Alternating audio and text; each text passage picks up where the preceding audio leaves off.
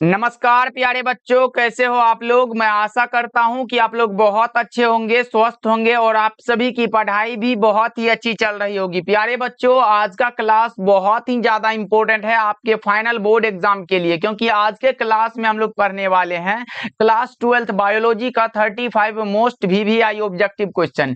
ये 35 ऑब्जेक्टिव आपके बोर्ड परीक्षा के लिए बहुत ही ज्यादा इंपॉर्टेंट है। तो प्यारे बच्चों, आज के क्लास को आप सभी बिल्कुल ध्यान से देखिएगा और आज के क्लास में दिए जाने वाले सारे प्रश्नों को आप लोग अच्छे से याद भी करते चलिएगा। ओके, तो चलिए फिर क्लास को स्टार्ट करते हैं। सारे बच्चे हमारे साथ चैट सेक्शन में आंसर लगाते चलिएगा, जिससे कि आपका रिवीजन भी होते चलेगा। देखिए, फर्स्ट नंबर सवाल आपके सामने ये रहा। सारे बच्चे आंसर को लगाते चलना और सारे प्रश्नों को याद भी करते चलना। देखिए, पहला नंबर सवाल आपके सामने है, क्या कह रहा है। देखिए, निम्न में कौन ग्रीन हाउस गैस नहीं है। बता दो सभी बच्चे, निम्नलिखित में कौन सी है जो ग्रीन हाउस गैस नहीं है। यहाँ नहीं पूछा गया, बता दो। मीथेन तो होता है, आपको भी पता होगा। क्लोरोफ्लोरोकार्बन भी होता है और कार्बन डाइऑक्साइड भी होता है, लेकिन ये नाइट्रोजन नहीं होता है। Correct answer option number D हो जाएगा, क्योंकि आपको पता होना चाहिए। यानी कि मीथेन जो होता है CH4 होता है, ये भी होता है। क्लोरोफ्लोरो यानी कि CCl2F2 जो होता है, ये भी होता है। CO2 भी होता है, लेकिन नाइट्रोजन नहीं होता है। तो correct answer option number D हो जाएगा, बिल्कुल राइट आंसर हो जाएगा। याद रखिएगा आप लोगों के। चलिए अगले प्रश्न की ओर बढ़ते हैं। दूसरा नंबर सवाल देखा जाए आपके सामने ये रहा, बताना इसका राइट आंसर क्या होगा। दूसरे नंबर सवाल ये रहा, अम्लीय वर्षा का पीएच कितना होता है। बता दो सभी बच्चे क्या होगा। अम्लीय वर्षा का पोटेंशियल ऑफ हाइड्रोजन जो होता है वो कितना होता है। 2 का सही जवाब सभी बच्चे बताएंगे। अम्लीय वर्षा का पीएच कितना होता है। 7 होता है, 6 होता है, 5 होता है, 4 होता है। तो आपको पता होगा कि 5 होता है, तो राइट आंसर सी हो जाएगा, बिल्कुल सही जवाब हो जाएगा। चलिए अगले प्रश्न की ओर बढ़ते हैं। 5.6 होता है, तो याद रखिएगा। चलिए अगले प्रश्न की ओर बढ़ते हैं। अगला प्रश्न देखिए क्या कर आपके सामने रहा। तीसरा नंबर सवाल है, ग्रीन मफलर किस प्रकार के प्रदूषण के निदान हेतु प्रयुक्त होता है। ग्रीन मफलर जो होता है वो किस प्रकार के प्रदूषण के निदान हेतु प्रयुक्त होता है। तो वो होता है ध्वनि प्रदूषण को कम करने के लिए। तो right answer is D, option number D आपका सही जवाब हो जाएगा। 3 का डी लगाने वाले बच्चे का सही जवाब हो जाएगा, और जो डी नहीं लगा रहे तो उसका गलत होगा। चलिए अगले प्रश्न को देखते हैं। अगला प्रश्न क्या कर रहा है आपके सामने, ये रहा अगला प्रश्न, बताना इसका राइट आंसर क्या होगा। 4 का सही जवाब सभी बच्चे बता दो। भोपाल गैस त्रासदी किस गैस के रिसाव से हुई। बहुत ही इंपॉर्टेंट क्वेश्चन है, कई बार आपके बोर्ड एग्जाम में भी आ चुका है।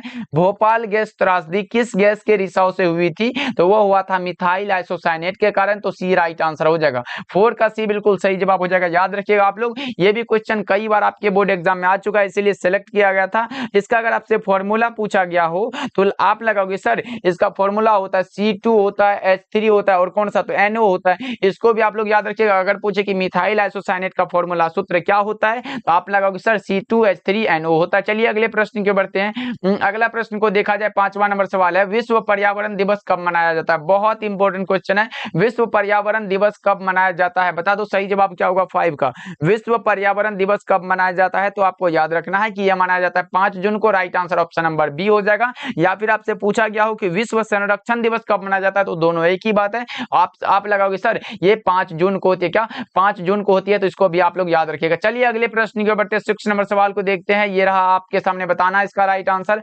बायोगैस में कौन कौन से होते हैं। तो बायोगैस में हमारा कौन कौन सा होता है। तो एक तो हमारा CO होता है, CO2 होता है, CH4 होता है, ये सारे के सारे होते हैं।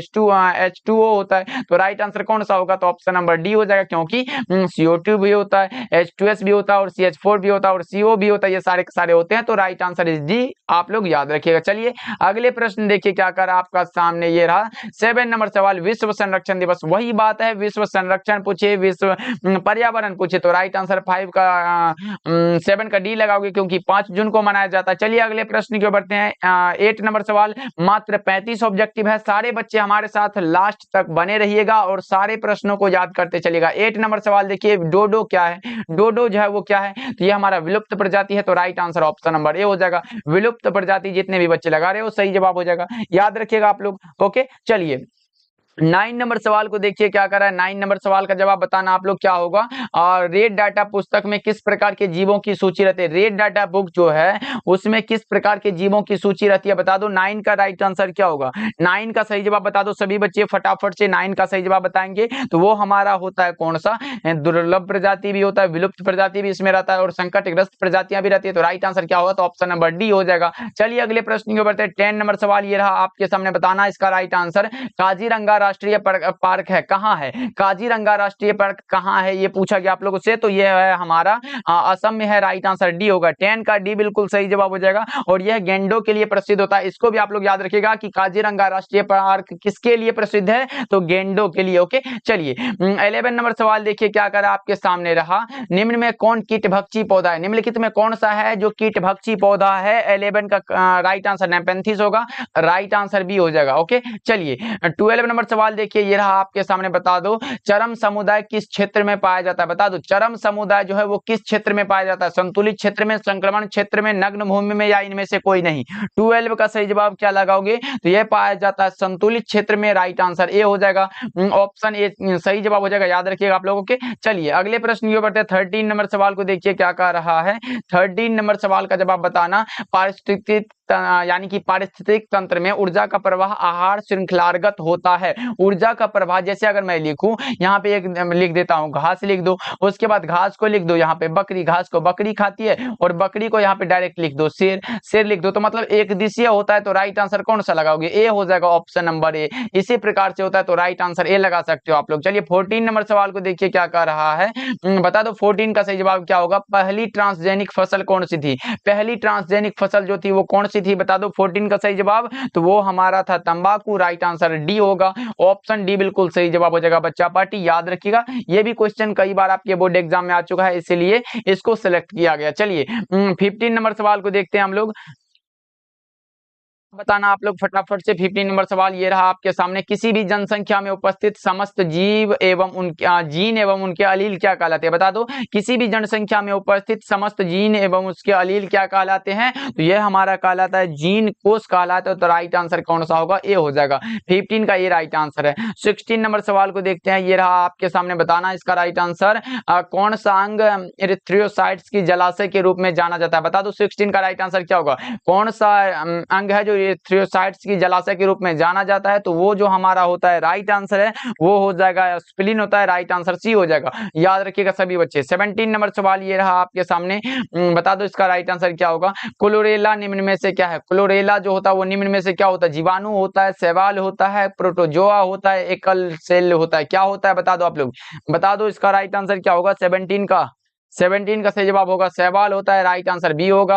17 का क्या होगा, क्लोरेला क्या है, तो जीवाणु है, याद रखिएगा आप सब। ओके चलिए 18 नंबर सवाल को देखते हैं, ये रहा आपके सामने। 18 का जवाब बता दो सभी बच्चे। दूध से दही बनाने में किस जीवाणु का उपयोग होता है, ये तो गलत किसी का नहीं होना चाहिए कि दूध से दही बनाने में किस जीवाणु का उपयोग होता है, तो वो होता है लैक्टोबैसिलस का, राइट आंसर बी हो जाएगा। 18 का बी लगाने वाले बच्चे बहुत अच्छे आंसर लगाते, चलो आप लोग ऐसे ही। और लास्ट में बताना कि 35 में आप लोग कितना सही कर पाते हो। सारे बच्चे हमारे साथ चैट सेक्शन में आंसर को लगाते चलना। चलिए 19 नंबर सवाल देखिए क्या कह रहा है। क्लास को भी लाइक कर देना, जितने भी बच्चे अभी नए नए जुड़ रहे हैं तो क्लास को जरूर लाइक करिएगा। देखो पशु शुभ्रा जो है वो एक किस्म है, किसका किस्म है, गेहूं का है, फूलगोभी का है, मिर्च का है, बंधा गोभी का है, किसका है बता दो 19 का राइट आंसर। तो ये जो हमारा है ये फूलगोभी का, राइट आंसर बी हो जाएगा। 19 का बी सही जवाब हो जाएगा, सभी बच्चे याद रखिएगा। ओके चलिए अगले प्रश्न की ओर बढ़ते हैं। 20 नंबर सवाल को देखिए, ये रहा आपके सामने। बताना इसका राइट आंसर क्या होगा। 20 का सही जवाब बता दो। गोल्डन यानी कि सुनहरा धान में कौन सा विटामिन पाया जाता है, बता दो सही जवाब क्या होगा। गोल्डन यानी कि सुनहरा धान में कौन सा विटामिन पाया जाता है, सभी बच्चे बता दो एक बार। गोल्डन यानी कि सुनहरा धान में कौन सा विटामिन पाया जाता है, तो वो हमारा पाया जाता है vitamin A, correct answer B होगा। याद रखिएगा आप लोग। विटामिन ए का केमिकल नेम जो होता है वो क्या होता है, तो इसको भी आप लोग याद रख लीजिएगा, रेटिनोल होता है। यहाँ पे रेटिनोल होगा, थोड़ा सा इसको छोटा कर दे, रेटिनोल होता है। विटामिन ए का केमिकल नेम रेटिनोल होता है, जिसकी कमी के कारण जो रोग होता है वो होता है रतौंधी, इसको भी आप लोग याद रखिएगा, रतौंधी रोग होता है विटामिन ए की कमी से। ओके चलिए अगले प्रश्न की बताए। 20 का जो करेक्ट आंसर बी लगाए हैं सभी बच्चे, 20 का बी लगाए हैं। चलिए अगले प्रश्न के बताए 21 नंबर सवाल ये रहा आपके सामने। 21 का जवाब बताना। मेहसाना किसकी प्रजाति है, नाम सुनने से ही पता चल जाता है, मेहसाना भैंस की प्रजाति है, तो राइट आंसर कौन सा होगा, बी होगा। 21 का बी राइट आंसर हो जाएगा, सभी बच्चे याद रखोगे। ओके चलिए और आप अपने इस प्यारे से यूट्यूब चैनल को क्या करोगे भाई, सब्सक्राइब जरूर करना, क्योंकि हम आपके लिए इतना कर रहे हैं तो आपका भी एक फर्ज बनता है कि आप लोग ये चैनल पे पहली बार जुड़ रहे हो तो सब्सक्राइब करके आप हमारे साथ जरूर जुड़ना, और क्लास को भी लाइक करना। डेली क्लासेस होती है शाम के 7 बजे, है 7 बजे एक क्लास होता है और दूसरा कौन सा तो 9 बजे होता है। इसको भी आप लोग ज्वाइन करना दोनों क्लास को। ओके, चलिए अगले प्रश्न के बढ़ते हैं। 22 नंबर सवाल को देखिए क्या कर रहा है। बता दो इनमें कौन जीवाणु जनित रोग है। बता दो इसका राइट आंसर क्या होगा। निम्नलिखित में कौन सा है जो जीवाणु जनित रोग है। 22 का राइट आंसर बता दो सभी बच्चे। जीवाणुओं के द्वारा होने वाला कौन सा रोग है, सभी बच्चे बता दो। तो जीवाणुओं के द्वारा जो रोग है वो है कुष्ठ रोग है, क्षय रोग है, हैजा है। इनमें से सभी राइट आंसर हो जाएगा। ऑप्शन डी बिल्कुल राइट आंसर हो जाएगा। क्षय रोग होगा, हैजा होगा, कुष्ठ रोग होगा। Option number D right answer है। 23 नंबर सवाल देखिए क्या कह रहा है। बता दो इसका सही जवाब। सिंड्रोम का अर्थ क्या होता है। सिंड्रोम का जो अर्थ होता है वो होता है लक्षणों का समूह। क्या लक्षणों का समूह होता है। राइट आंसर डी होगा। 23 का डी सही जवाब हो जाएगा। सिंड्रोम का अर्थ लक्षणों का समूह होता है। ओके, चलिए अगले प्रश्न को देखते हैं। 24 नंबर सवाल है द ओरिजिन ऑफ स्पीसीज पुस्तक किसने लिखी है। द ओरिजिन ऑफ स्पीसीज जो पुस्तक है वो किसने लिखी है बता दो। चार्ल्स डार्विन ने, लेमार्क ने, मिलर ने, डेब्रिज ने, किसने लिखी है बता दो। 24 का राइट आंसर तो ये लिखा है चार्ल्स डार्विन ने। राइट आंसर ए होगा। 25 नंबर सवाल देखिए ये रहा।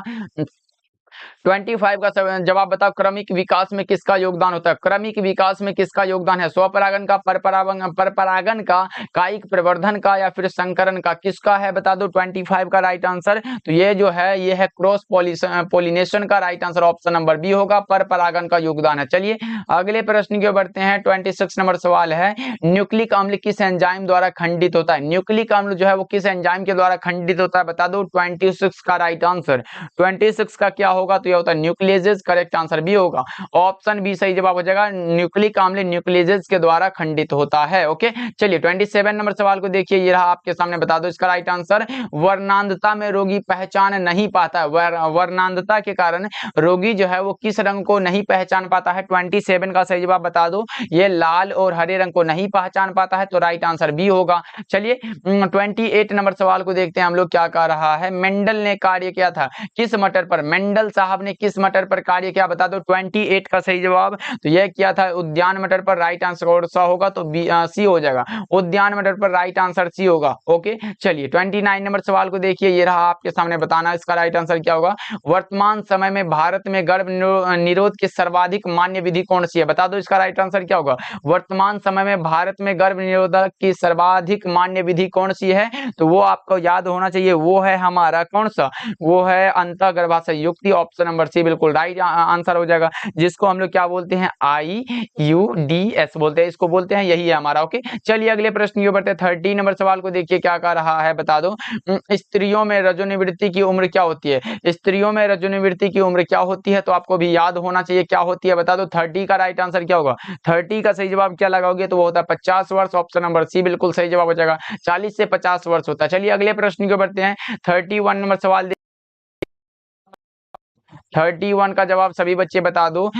भ्रूण कोश की भ्रूण की 16 कोशिकीय अवस्था क्या कहलाती है। ये भी इंपॉर्टेंट क्वेश्चन है, कई बार आपके बोर्ड एग्जाम में भी आ चुका है। भ्रूण की 16 कोशिकीय अवस्था क्या कहलाती है तो आपको याद होना चाहिए कि वो कहलाता है मोरुल्ला। राइट आंसर ए होगा। 31 का ए बिल्कुल सही जवाब हो जाएगा। ऑप्शन ए लगा लो आप लोग। चलिए 32 नंबर सवाल को देखिए क्या कह रहा है। बता दो सर्टोली कोशिकाएं पाई जाती है किसमें पाई जाती है। सर्टोली कोशिकाएं किसमें पाई जाती है। यकृत में, वृषणों में, अंडाशय में, अग्न्याशय ग्रंथि में, किसमें पाई जाती है तो ये पाई जाती है वृषणों में। राइट आंसर बी होगा। 32 का बी बिल्कुल सही जवाब हो जाएगा। ओके, चलिए 33 नंबर सवाल देखिए क्या कह रहा है आपके सामने रहा। द्विगुणित संरचना कौन सा है। द्विगुणित संरचना बता दो कौन सा है। द्विगुणित संरचना ये हमारा एन यानी कि हैप्लॉइड है तो ये हमारा नहीं होगा। युग्मनज 2n होता है तो ये हो जाएगा करेक्ट आंसर कौन सा। युग्मनज is the right answer. Option number B बिल्कुल सही जवाब हो जाएगा। याद रखिएगा सभी बच्चे, बहुत ही ज्यादा इंपॉर्टेंट है ये क्वेश्चन, कई बार आपके बोर्ड एग्जाम में भी आ चुका है। द्विगुणित संरचना युग्मनज होता है। ओके, चलिए फिर अगले प्रश्न के ऊपर 34 नंबर सवाल ये रहा आपके सामने। इसका राइट आंसर सभी बच्चे बताओगे। एक स्वस्थ महिला के, बहुत ही ज्यादा इंपॉर्टेंट है कि एक स्वस्थ महिला के पूरे जीवन काल में उत्पन्न कुल अंडों की संख्या कितनी होती है बता दो। 34 का राइट आंसर क्या होगा।